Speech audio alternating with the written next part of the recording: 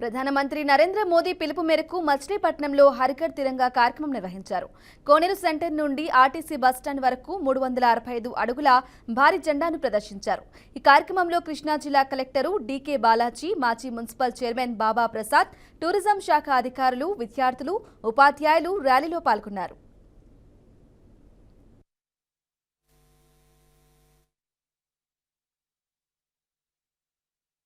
ఈరోజు 14వ తారీఖు ఒక రోజు ముందే స్వాతంత్ర దినోత్సవ వేడుకల్ని ప్రారంభించడం జరిగింది. మచిలీపట్నంలోని అందరూ స్కూల్స్, వ్యాపార వ్యవస్థలు అందరూ కూడా విద్యార్థులు, అందరూ ఉద్యోగస్తులు అందరూ కూడా కలిసి ఈ స్వాతంత్ర దినోత్సవ వేడుకల్ని 365 అడుగుల జెండాతో మన కలెక్టర్ గారి ఆధ్వర్యంలో కేంద్రం పిలుపు మేరకు అందరం కూడా ఎంతో రంగరంగ వైభవంగా కోనేరు సెంటర్ నుంచి బస్టాండ్ సెంటర్ వరకు 365 అడుగుల ఈ జెండాని ఊరేగింపుగా తీసుకొస్తూ స్వాతంత్ర దినోత్సవ వేడుకలు జరుపుకోవడం.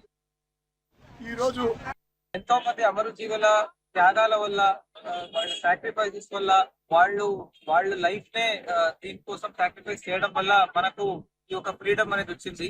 సో వాళ్ళందరి ఆదర్శాలని కూడా మనం ఈ రోజు తలుచుకుంటూ, సో వాళ్ళు నేర్పిన పాఠాలు అడుగు జాడలు నడుస్తూ వాళ్ళందరూ చాలా కష్టపడి మనకు అందించిన స్వాతంత్రాన్ని మనము కాపాడుకోవాలి.